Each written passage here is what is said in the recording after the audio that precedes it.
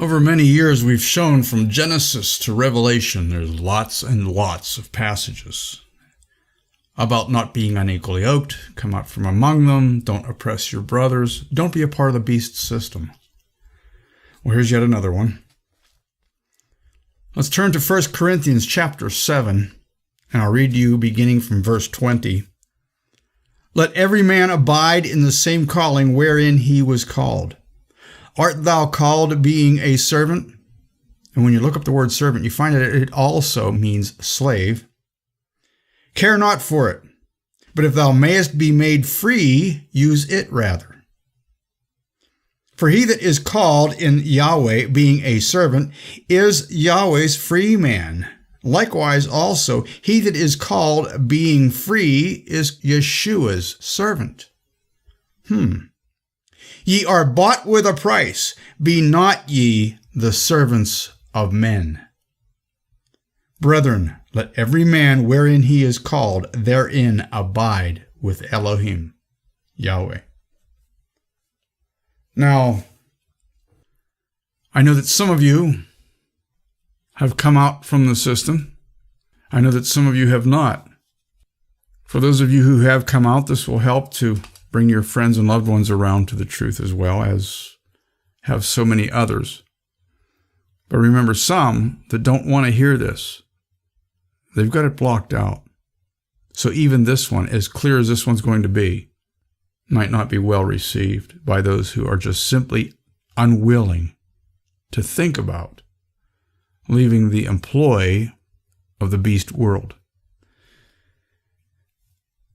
And I use the word employ very politely here. Let every man abide in the same calling wherein he was called. Art thou called being a servant? Are you tied to someone? Are you an indentured servant? Are you a slave? Care not for it, but if thou mayest be made free, use it rather. Well, in the times of, shall we say, Nazi Germany, and you were in a slave labor camp, you didn't have a whole lot of choice.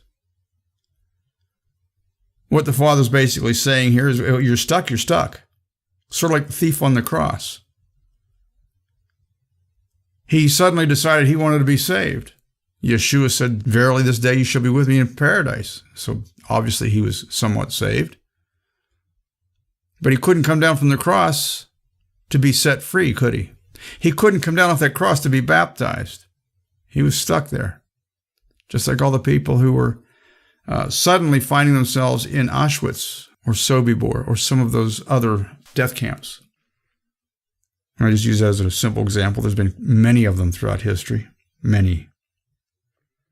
But we're in a time where Satan has realized over the years, don't force people into those situations, trick them into it.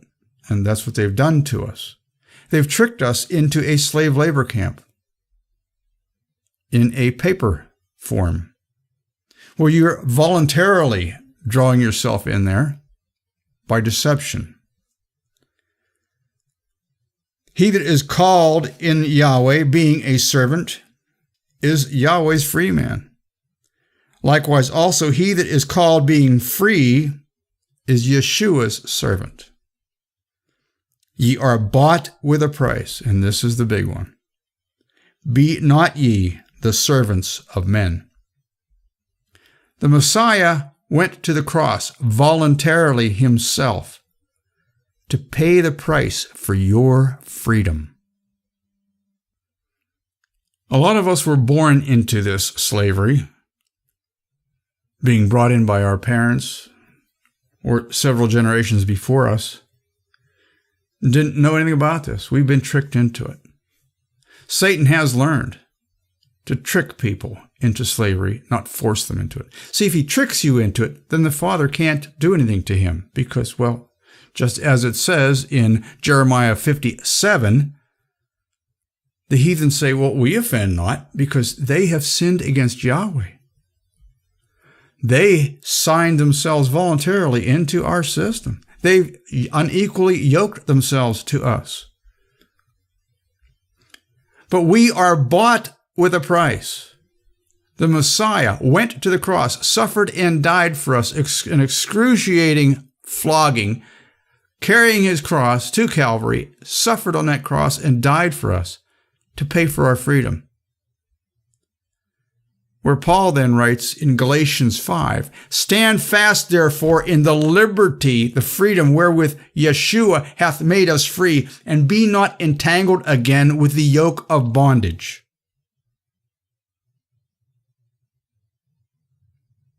Ye are bought with a price. Be not ye the servants of men. If thou mayest be made free, use it rather. In other words, if it's voluntary, get out of there.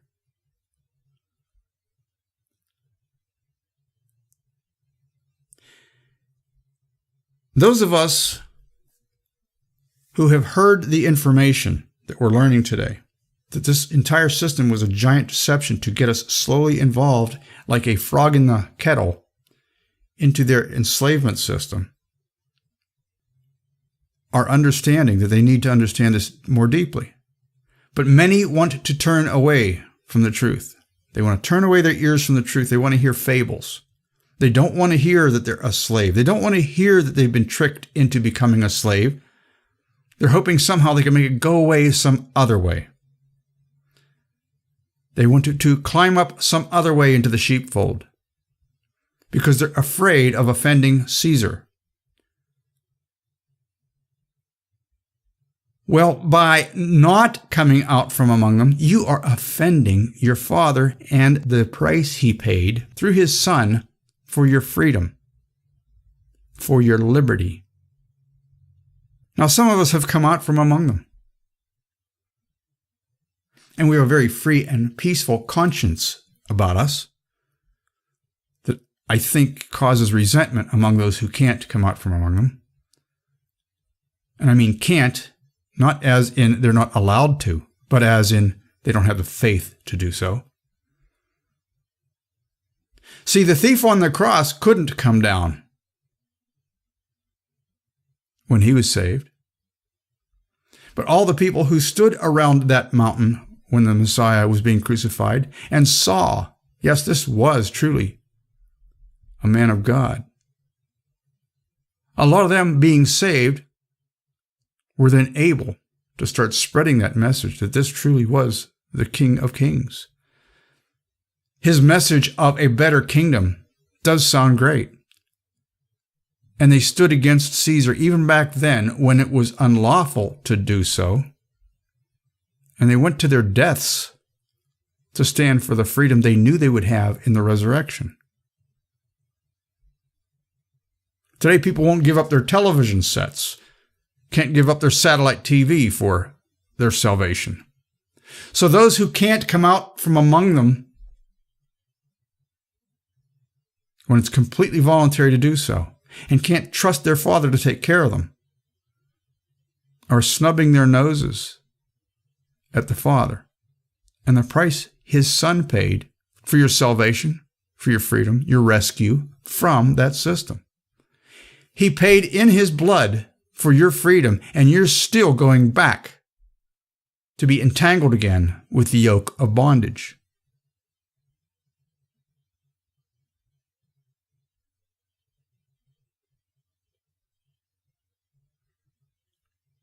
So the thief on the cross couldn't come down. He couldn't be baptized. He was kind of stuck there. He was nailed there. There was no way physically he was going to be able to do that. He was stuck. Now, that's a different kind of a bondage. That wasn't slavery. That was, you were at the ultimate end of Caesar's punishments for not being a good slave at that point. But there are a lot of us who, even being punished, persecuted, call it what you will, taxes are so high, it's twice that the Hebrew slaves were taxed whenever they were building the pyramids, according to the hieroglyphs. We called them slaves. We are voluntarily in the system. We signed ourselves in. We are subjects to Caesar, not Messiah. We've come out from among them because we realize that our arrogance is an offense to the Father and to the Son, himself having paid that price. Some might say, well, this sounds like slave trade stuff. Well, in a way it is. But let's say you were in a slave market in some Dark Ages time when they were actually selling slaves on an open market, or even in the times of Joseph, when his brothers sold him to the slave traders. And then they took him to the city down in Egypt, and he was sold as a slave. And they put you on this pedestal in the middle of the town square. You're being sold as a slave. Would you want to be sold to somebody who was going to really treat you awful? Or would you rather be sold to somebody like Yeshua, who would say, now you're free. Go ye out unto all the world, telling everybody that my employment is easy. My yoke is easy. My burden is light. Go ye out unto all the world, just tell everybody, and that's all you have to do, and I will give you life eternal. I'd rather be, I think, a slave to that man. I will never leave you nor forsake you. He's not going to beat you or whip you. He's going to chasten you only when you don't love your neighbor. But he's calling you out of that system because your actions of being tied into that system are helping Pharaoh, Caesar, oppress your neighbor. So you are an accomplice in a sin against the good slave master, Yeshua, who even paid the price for your freedom. And what are we doing in this world?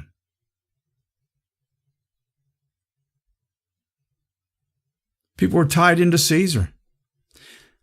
They claim they're born again, but yet they just keep working for Caesar, like they weren't purchased away from him. There's nothing in United States law, American law, call it what you will. There's nothing on the books that says you have to have a Social Security number. But they've made it so difficult to not want to have one that it does persecute those who want to be free under Yeshua and the Father. Now, getting back to the thief on the cross, he couldn't come down. But there are multitudes and multitudes of people who have the ability to come down from today's cross and will not do it because they've learned to trust in Caesar and his system of mammon. See, the good slave master that bought you, his system is not based on mammon. His system is based on love. The evil slave master, Satan, and all his evil, greedy, corporate head people, including the churches, they're all corporations, their systems run on mammon. They're all based on and founded on and enforced and everything on mammon. Talk to any pastor. He can't come out of the system because, well, then his building won't be funded, or he won't get a paycheck, or he won't have his car taken care of. He's trapped. He's trapped in that. He doesn't know how to simply put on a pair of shoes, carry his Bible out on the streets, and proclaim the good news, the gospel of the government of a law system that works by love, designed by Yahweh. He doesn't know how to do that. He has to have an air-conditioned office. He has to have a church-provided car. He has to have brick and mortar with stained glass windows around him. He can't just simply go out on the street and tell people the truth that if we follow the Messiah and his kingdom, his government of love, we could all be free.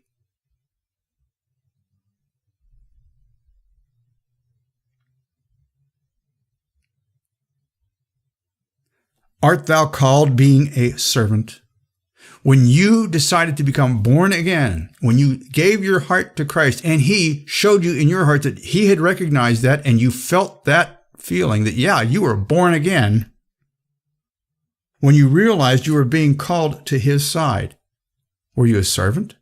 Were you a part of Caesar's system?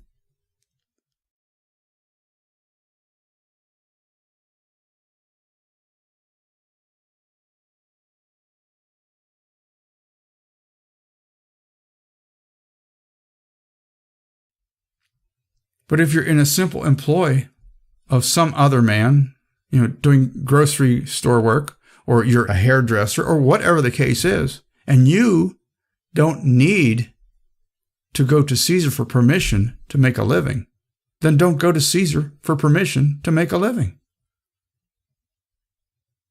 That's basically what it boils down to. They want you to seek Caesar for permission for everything, which does what? Makes him the God or authority over your life. Stand fast, therefore, in the liberty wherewith Yeshua hath made us free, and be not entangled again with the yoke of bondage. Verse 5 in Galatians says, For we through the Spirit wait for the hope of righteousness by faith. By faith we are saved, folks. By faith we should be stepping away from the wicked slave master, and we should be running as fast as our feet can carry us into the full, complete jurisdiction and arms of the one that says, all I'm asking you to do is to love one another. But we've been tricked away from all that. We've been told we have to have cable television. We have to have brand new cars. We have to have houses that are so pretty and shiny that everyone will love us. Television has conditioned us in that way with all the TV commercials so that we want what everyone else has. That's covetousness, which is also against the good slave master.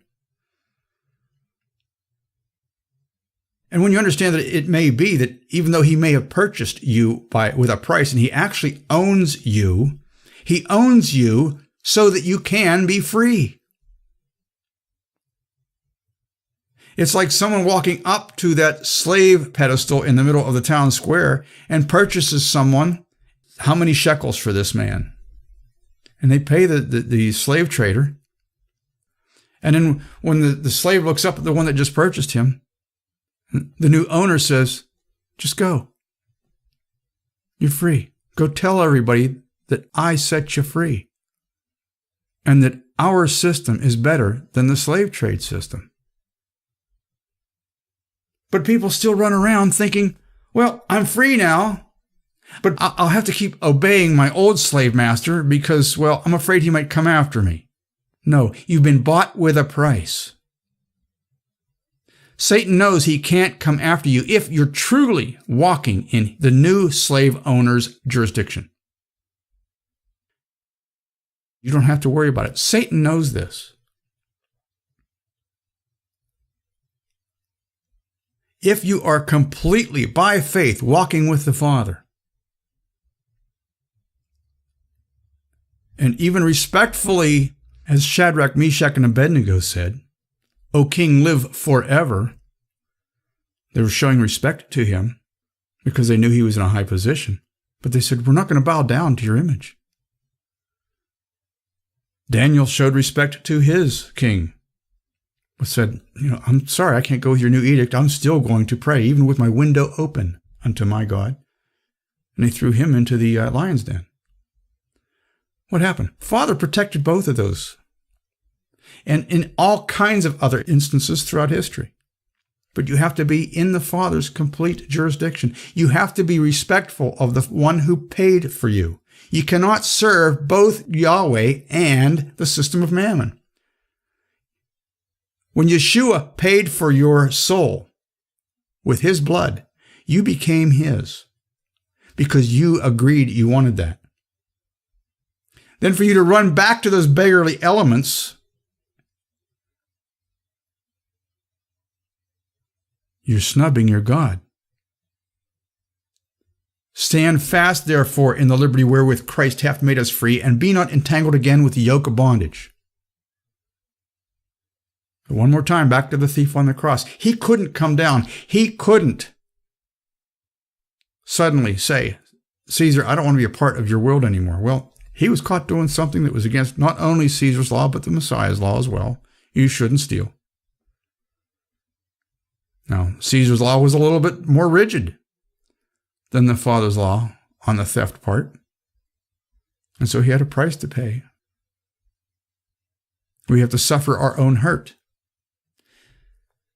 Today, we're still under a voluntary system, unlike the Caesar system of that time. We can come out from among them, but we're afraid to because we love our mammon. We've been trained to bow down to, worship, surround ourselves with the comforts of life rather than the simplicity of life. We can't let go of our shiny cars. We can't let go of our fancy houses. We can't let go of our fancy clothes. And so we're going to lose our soul for all eternity. Ye are bought with a price. Be not ye the servants of men. The Messiah paid for your soul. He paid for your freedom. He paid for your liberty. He said, now go ye out unto all the world preaching this good news.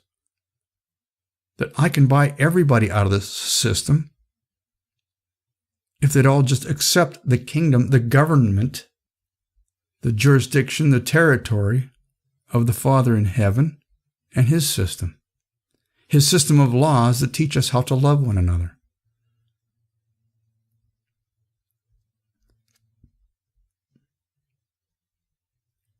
But most people keep turning back to that beggarly element to be back in bondage because mammon and covetousness draw them back in.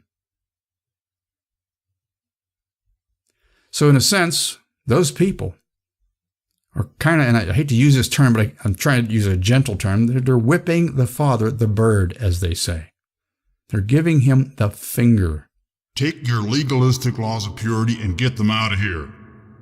My church tells me God's going to keep me comfortable. I'm saved. I'm born again. I'm born again. I'm born again. Born again. Yeah, you've been bought with a price. But you turned right back around and said, no, but I'm sticking with my old slave master because he's got more money. Well, that's where the Messiah is going to say, I never knew you. Depart from me, ye who work lawlessness. Because see, the Father's law teaches us how to love one another, and that's true law. Satan's law system teaches us how to steal from one another and how to help the system oppress one another. And that's not law. That's criminal deception in the form of legalism. That's legalism. Following the world's instruction on how to be king of the mountain. That's legalism. Because, see, the Father's system is called law. The world's system is based on legal matters. So those who often say to people like ourselves that we're legalists, they're actually in complete error because the Father's system is based on law. Man's system is what's based on legal things.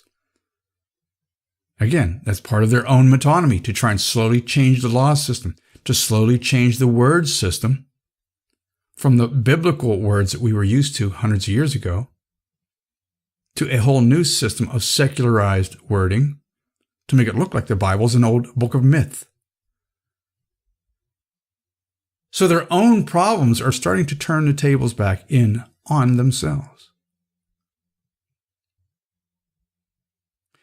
Those same people that call you a legalist, they'll never flinch when it comes to every intersection. They stop for the stop sign. They wait for the red light. They use their turn signals. They do everything they're supposed to do, down to the penny, with their taxes, gun registrations, you name it.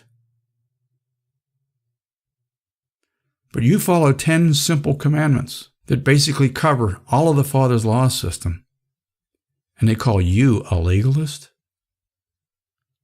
They're following 65 million laws. I'm exaggerating, but it's only 650,000. And you're following just a few. But you're the legalist? Boy, do they have these people tricked. Ye are bought with a price, folks. Be not ye the servants of men. Be respectful and appreciative. Be very grateful of the Father and Son that have bought you with a price.